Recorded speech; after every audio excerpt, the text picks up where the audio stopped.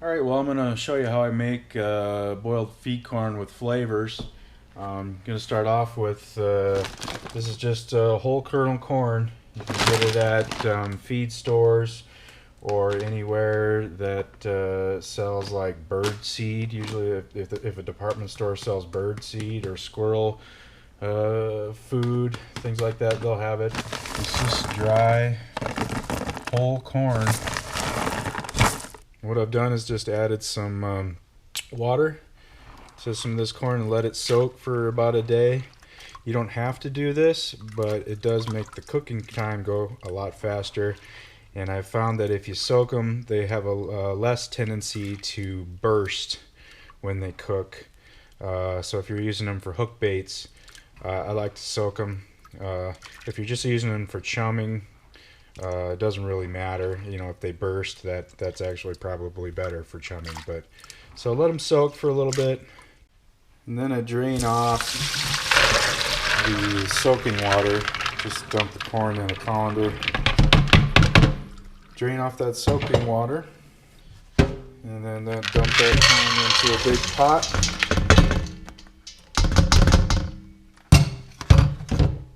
And then fill the pot. I like to put about twice as much water as there is corn. So, you know, if this corn is 2 inches deep in the pan, then I want 2 inches of water over top of the corn, and it'll soak up most of that water. So, some water in, and we're going to turn the burner on, and just going to bring this up until it just starts boiling, and then turn it down to low, and just leave it to just a low simmer for about an hour. And you may be tempted to add flavoring in here at this point right now. Don't do it. It's just a waste of flavoring. Most of it's just going to evaporate, and so we'll add the flavoring later after this is cooked. Okay, it's boiling. Just going to turn it down to low and put the lid back on, and come back in about an hour. Okay, so it's only been about 45 minutes now, and I think these are done. Let's get some out and check them real quick here. Take just a few. Oh, sorry about the steam. And you know they're done when you can smush them between your fingers. Done. And I don't want them to get overcooked and turn into mush because I'm going to use them for hook bait. So I'm going to take this off the burner and just let it sit and cool for, I don't know, 15-20 minutes. We'll come back. Okay, it's all cooled off, and obviously this is way more than I'm going to need for hook baits. I'm going to use some for hook baits that I'm going to add flavor to now, and some of them I'm going to save because I like to mix this in with my pack bait as well. But it's cooled off, and I'm not going to drain that water. I'm going to use that as well. You'll see here in a second. I'm going to put the corn in some of these leftover peanut containers. This is where I'm going to store them. I'm just scooping it out with a slotted spoon and into these leftover peanut containers. Any container, any airtight container will work just fine. And then I'm going to take that liquid and pour it in on top of the corn here. Having liquid in there will keep it from getting dried out, or keep it in the refrigerator. It'll last a long time. Okay, I've got all the cooked corn in these two containers here, and now it's time to pull some out of here, and I'm going to put some in each one of these little containers here to make the flavored corn. These small containers are paint jars. I got them at Hobby Lobby. They're designed for storing paint and other liquids, so they're leak proof. They have that foil seal insert on the inside of the lid there, so they seal up and they don't leak. Work really good.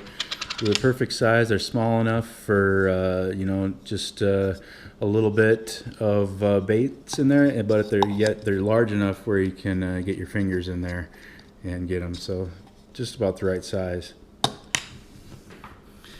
And today's flavors are going to be coconut, almond, and banana. So I'm just going to take some of the corn out of this larger container and fill up the little container here with each flavor that I want. That's plenty.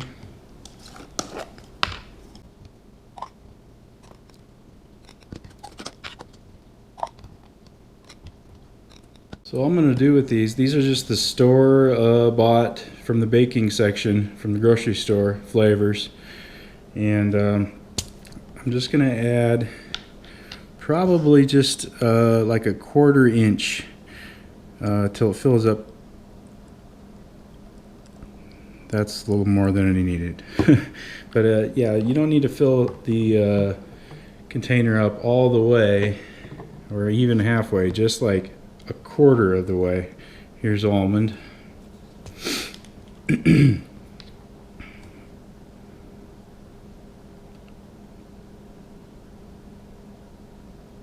That's plenty.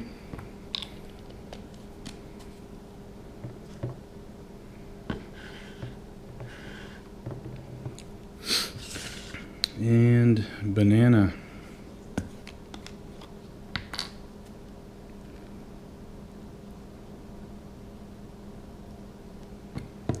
Oh, spilled some. My hands are going to smell like banana tonight. Okay. And I'm just going to take some of that corn liquid and top it off with the corn liquid all the way so that all the kernels are covered. I'm going to do that with all 3 of them.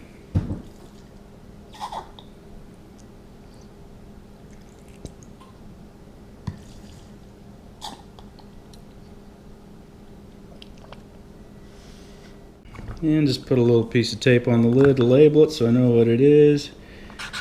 A for almond, B for banana, C for coconut. Look at that, A, B, C. It's that simple.